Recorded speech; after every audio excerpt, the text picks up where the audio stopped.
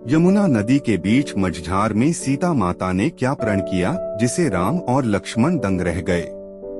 राम, लक्ष्मण और सीता ने चित्रकूट के लिए प्रस्थान किया। वे यमुना नदी के किनारे पहुँचे। चित्रकूट पहुँचने के लिए यमुना को पार करना आवश्यक था।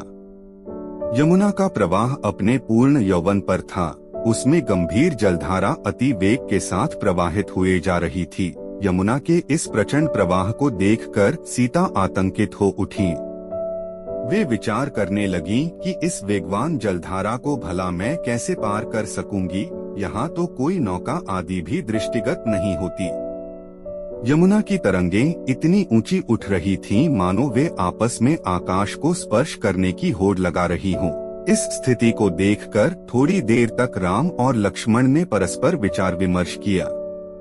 फिर लक्ष्मण वन में से कुछ बांस, लकड़ी और लताएं तोड़ लाए।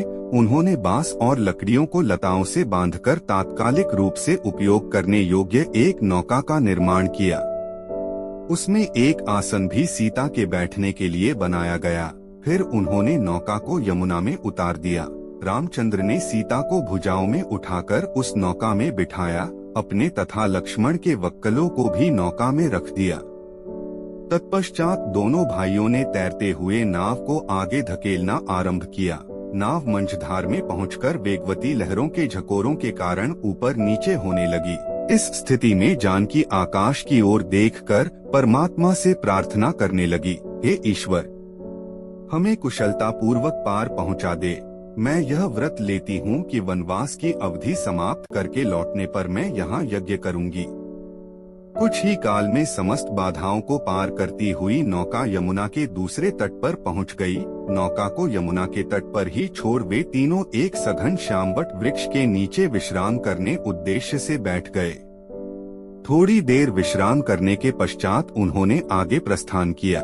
चलते चलते वे ऐसे स्थान पर पहुँचे जहाँ मयूर अपनी मधुर ध्वनि से संपूर्ण वातावरण को आह्लादित कर रहे थे।